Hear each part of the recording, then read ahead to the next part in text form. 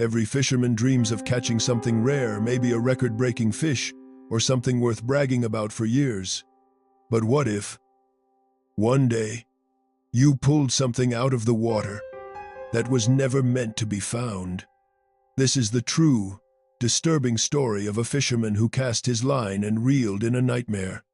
It was a foggy morning on the coast of Maine, the kind of fog that swallows sound, where waves crash somewhere out there, but you can't tell how far.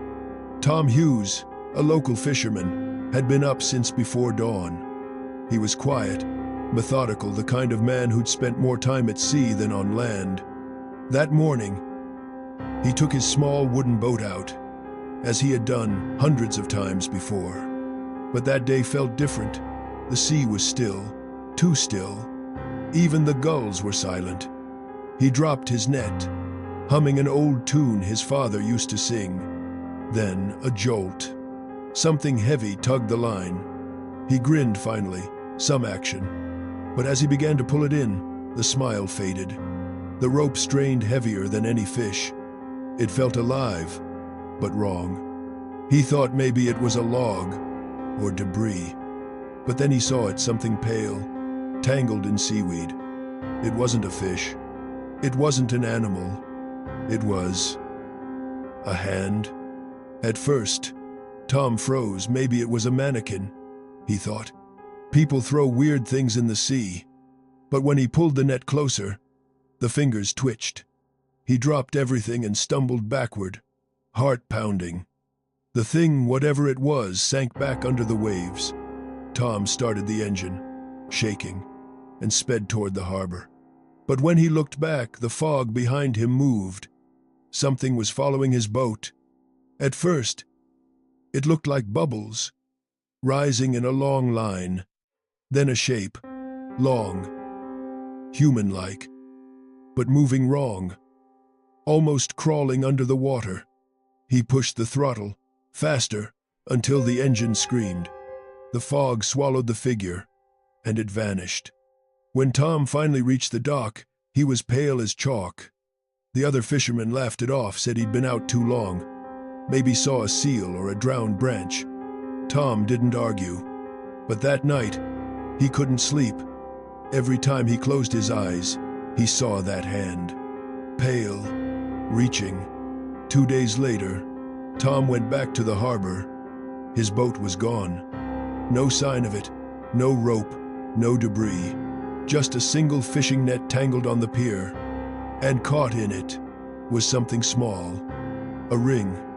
It was corroded by salt, but inside was engraved a name. Tom couldn't stop thinking about that ring. He asked around the harbor if anyone knew someone with those initials, M.H. An older fisherman named Jack finally spoke up. He said, "You don't mean Martha Hale, do you?" Tom frowned. "Who's that?" Jack sighed. "She was the captain's wife. Drowned. What, 20 years ago? Her body was never found. People say the sea kept her." That night, Tom took the ring home. He washed it, set it on the kitchen counter, and as he turned off the light to go to bed, he heard dripping. Drip, drip, drip. He walked back into the kitchen and froze. There was water all over the floor. Seawater. The ring was gone. And on the table, written in wet salt, were 2 words. "Help me." Tom's hands trembled. He backed away, heart pounding. Maybe it was a prank. Maybe someone broke in. But the windows were locked. The door still bolted from inside. That night, he dreamed of the ocean. Dark. Endless. Something whispering his name under the waves. The next morning, Tom went straight to the sheriff. They searched his house, the harbor, the coastline, but there was nothing. No signs of a break-in, no footprints, just that faint smell of salt water in every room. A week later, the fog returned, thick, heavy, and suffocating. Tom couldn't stay inside anymore. He packed a flashlight, grabbed his coat, and walked to the docks. His boat, the one that vanished, was there, perfectly tied, rocking gently, as if it had never been gone. He called out, but the harbor was silent. Then, from the boat, a sound, a faint humming, that same tune his father used to sing. Only this time, it wasn't him humming. Tom stepped closer, the dock creaking beneath him. He shone the flashlight into the cabin and froze. Sitting in the boat, half hidden by the mist, was a woman. Her skin was pale, her hair floating in strands of seaweed, her eyes completely black. On her finger the ring. She smiled slowly. "You found me," she whispered. Tom stumbled backward, but the fog swallowed him. The next morning, the harbor master found the dock empty.